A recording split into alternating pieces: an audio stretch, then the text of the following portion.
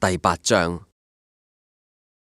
而家嗰啲喺耶穌基督裏面嘅就唔定罪啦，因為賜生命聖靈嘅律喺基督耶穌裏面釋放咗我，使我脫離罪同埋死嘅律啦。律法既因為肉體軟弱有所不能行嘅，神就差遣自己嘅兒子成為罪身嘅形狀，作咗贖罪祭，喺肉體中定咗罪案，使律法嘅義成就喺我哋呢一啲唔隨從肉體，只隨從聖靈嘅人身上。因為隨從肉體嘅人體貼肉體嘅事，隨從聖靈嘅人體貼聖靈嘅事。體貼肉體嘅就係死，體貼聖靈嘅乃係生命平安。原來體貼肉體嘅人唔能夠得神嘅喜歡。如果神嘅靈住喺你哋心裏面，你哋就唔屬肉體，乃係屬聖靈啦。人如果冇基督嘅靈，就唔係屬基督嘅。基督如果喺你哋嘅心裏面，身體就因罪而死，心靈卻因義而活。然而叫耶穌從死裏復活者嘅靈，若果住喺你哋心裏面，嗰個叫耶穌基督從死裏復活嘅，一定藉住喺你哋心裏面嘅聖靈，使你哋必死嘅身體又活過嚟。弟兄們，咁樣睇嚟，我哋並唔係欠咗肉體嘅債，去到順從肉體活着。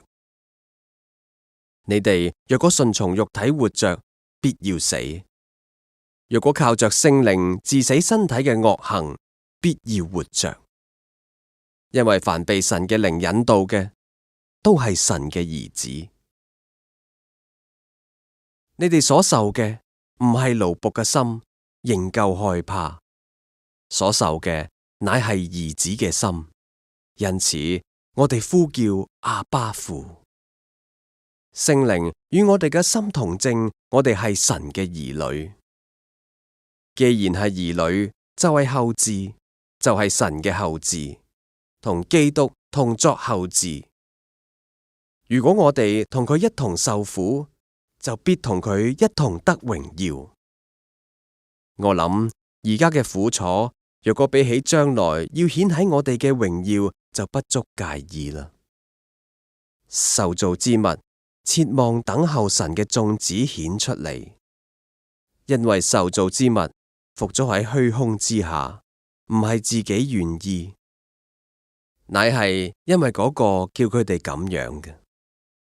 但係受造之物仍然指望脫離敗壞嘅轄制，得享神兒女自由嘅榮耀。我哋知道一切受造之物一同嘆息勞苦，直到如今。不但如此，就係我哋呢啲有聖靈初結果子嘅，亦都係自己心裏面嘆息，等候住兒子嘅名分，乃係我哋嘅身體得贖。我哋得救在乎盼望，只係所見嘅盼望，唔係盼望。邊個仲盼望佢所見嘅呢？但我哋若盼望嗰啲所不見嘅，就必忍耐等候。況且我哋軟弱有聖靈幫助，我哋本來唔曉得應該點樣祈禱，只係聖靈親自用說不出嘅嘆息嚟到替我哋祈禱。監察人心嘅靈，曉得聖靈嘅意思，因為聖靈照住神嘅旨意替聖徒祈求。我哋曉得萬事都互相效力，叫愛神嘅人得益處，就係按佢旨意被召嘅人。因為佢預先所知道嘅人，就預先定下效法佢兒子嘅模樣，使佢嘅兒子喺好多嘅弟兄之中作長子。預先所定下落嚟嘅人，又召佢哋嚟；所召嚟嘅人，又稱佢哋為義；所稱佢哋為義嘅人，又叫佢哋得榮耀。既然係咁樣，仲有乜嘢講嘅呢？